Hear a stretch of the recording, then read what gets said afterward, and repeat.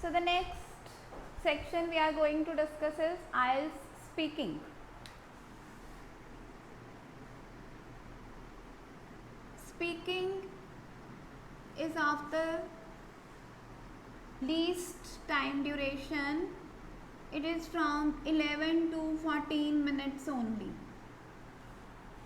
At the minimum 11 minutes and the maximum 14 minutes. Sometimes you may hear the student saying, oh, I just went in and he asked me to go, he didn't ask me even for 5 minutes. That is not true, because they are supposed to minimum, they are supposed to spend 11 minutes with you. And sometimes people may say you, it took a long, I was questioned for half an hour. It cannot happen, because the maximum length is 14 minutes. So it can not less than 11 nor more than 14. Anything between 11 and 14, that depends upon how you answer the question. If you answer well, he will take less time. If you don't answer well, he will take more time, because the examiner's duty is to make you comfortable and to make you answer the questions what are expected. So he give you more questions if you are not able to answer, right? So this is the duration of the exam, and this speaking exam consists of 3 parts. Part 1, part 2, part 3. This part 1, this is your personal interview type of questions, or this is introductory round, where examiner just wants to make you comfortable. How do we become comfortable with others? When we talk about ourselves, when examiner asks you what is your name, so now you become confident, because name is the thing that only you know, examiner does not know. When he asks you, okay, who's your favorite hero, so it's only you who knows the favorite hero, examiner does not know. Slowly and slowly he will put you questions related to you, and then you start becoming comfortable with the examiner, and then you come in the comfort zone, so that now he can ask you more questions. Although you are being assessed in part 1 also, but the main aim of the part 1 is to make you comfortable for the interview round, right? So this is all about you. You, your hometown, your favorites, your likes, your dislikes, your studies, your future plans, everything about you, okay? And in part 2, you get a cue card. What is a cue card? It's kind of like you are given a topic with some hints, and then he gives you 1 minute to think about the topic. He gives you 1 minute, gives you rough paper, pencil, you can make notes in that very 1 minute, and then you are supposed to speak about the topic. The maximum length is for 2 minutes. That means you are to prepare in such a way that you can speak for 2 minutes. But it's not necessary that he'll wait till 2 minutes only. He may stop you in between also. When the examiner feels, okay, what he wanted to assess, you have completed those criteria, then he may stop you. When he stops you, he asks a follow-up question. When examiner asks you a follow-up question, that means he wants you to stop for the cue card and answer the next question. For example, if the topic had been talk about a person you admire the most, and the hints are who the person is, where you met him, why do you like him.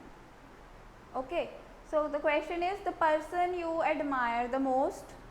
What are the hints he has given? Who the person is, where did you meet him, why do you like him, right? So you are to include all these questions. This is very important, that whatever cues, the hints they have given in the cue card, you are to involve all those cues. Otherwise, you are not going to get good marks, right? So then you speak for 1 minute. At the end, when he asks follow-up question, he may ask like, would you like to become like him? That means he asked a follow-up question, means now he wants that you should not talk about anymore, you should not talk about the cue card.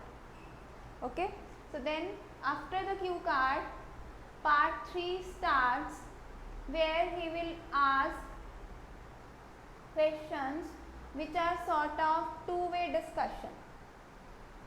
Two-way discussion in the sense, here only you were the speaker, about you only. Here you were the only speaker, it was you only who was speaking. In part 3, now it will be a question round. Examiner will put question, you will answer, then on the basis of your answer he will put another question, then again on the basis of your answer he will put next question. So that is a question answer round where you and examiner both are fully involved, right? So this is how the speaking task goes. Now what does the examiner want to look for in your speaking? That is again task achievement. For example, he says, tell me something about your family. Tell me something about your family.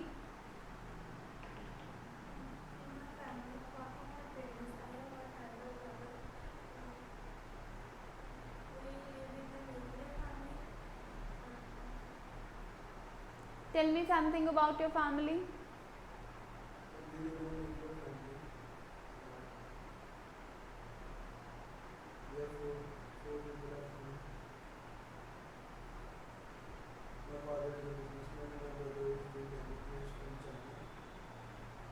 Tell me about your family. There are 3 members in my family.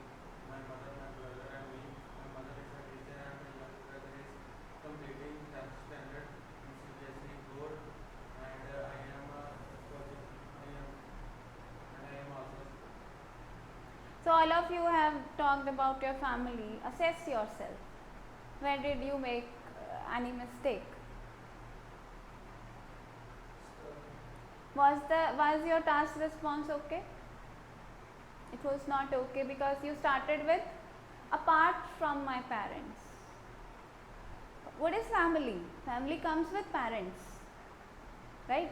So you should have said, and then in the third line you said we are a nuclear family. So what should have been? We are a nuclear family. We are 4 members, my parents, my brother and I. Me is wrong, that is grammatically wrong, right? Both of you were somewhat okay, but you were wrong there. So task response, sometimes what do students start saying?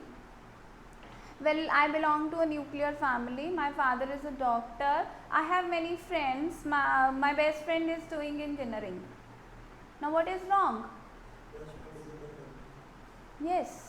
Although we feel that friends are family, but you cannot say when somebody is specifically asking about the family. You can't say that my friend is my family when specifically your family is being asked, right? So that is your task achievement. For example, he says, okay, what do you think how pollution is going to affect the coming generations? How pollution is going to affect the coming generations?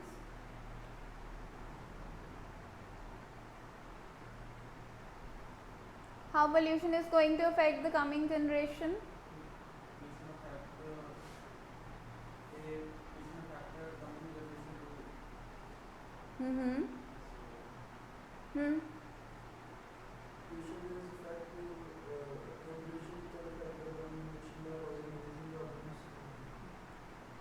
By causing breathing problems, or you can name any lung disease, this, that. So if you start saying pollution, okay, pollution is very harmful for the health. Pollution is caused because of the factories and because of the plastics usage. So what have you done? You have given the wrong answer. What was the question? going to affect? He did not ask you about the causes and you answer with the causes. So that makes your task response wrong, right? The same we have as coherence. Coherence means like you spoiled the coherence in your first question, that जो पहले आना चाहिए that should become first, then like we, how do we read the body? Head, body and then tail. Okay, so we should go that ways. Then grammar, then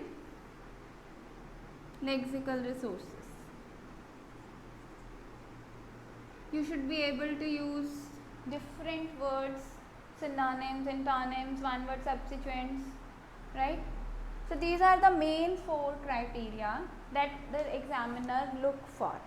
Apart from this, 2 more things are very, very important, and that can give you 1 band advantage from the examiner, and those 2 are your body language and your confidence. If you answer confidently, maybe they are grammatically wrong, maybe they don't have any coherence, maybe you are answering wrong, right? But still the examiner feels the person is confident enough and has got a very good body language.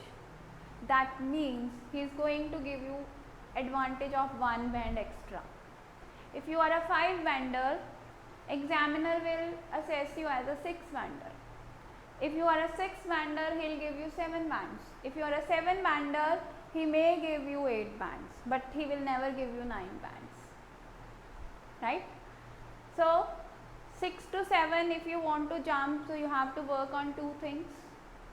One is your body language and other is your confidence, means speaking fluently, making eye contacts. These are part of the body language and confidence. Okay, so what does body language mean here? Way of sitting. Generally what we do, the examiner, it is always 1-to-1. IELTS speaking is 1-to-1.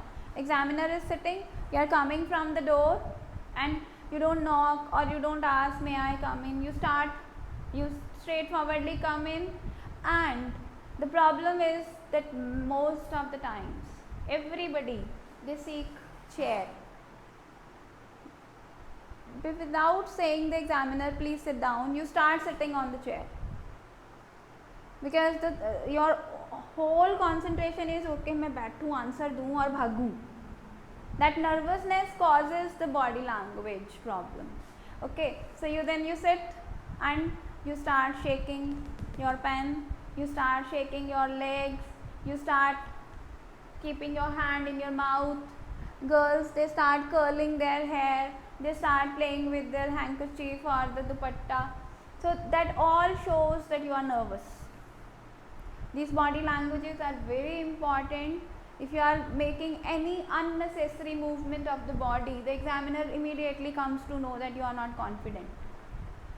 Especially this shaking of the leg, habitually or not, but when you shake your leg, that means either you are not present in the physically present but not mentally present, or you are nervous enough. So examiner immediately come to know, okay, the student is not confident, right? And then making too many pauses. People make so much of sounds when they say these pauses can irritate, although they are not supposed to get irritated, but then there can be biasing. So we have to work on all these weaknesses, even if you have some of them. So we have to work on them. You have to be comfortable, you have to be confident, you have to lose the nervous energy outside the examination room so that you can answer them properly, right? So as an IELTS exam, you need 6.5 overall. That means you need 6 each at least. But if you target for 6 each, you are not going to get them. If you target 7 for each, then at least you will get 6.5. Whatever band score you get in the class, there can be variation of 1 to half band there in the exam, because in the exam you you will face exam phobia also, exam stress, time stress. So many stresses would be there. So if you are getting 7 bands in the class, it can be anything between 6 and 7. No doubt it cannot be below 6, but it can be anything between 6 and 7, not surely 7. If you are scoring 8 in the class, it can be anything between 7 and 8, not surely 8. Okay, so we'll work on all these things, how to improve the score day by day, what are the writing strategies, what are the reading strategies.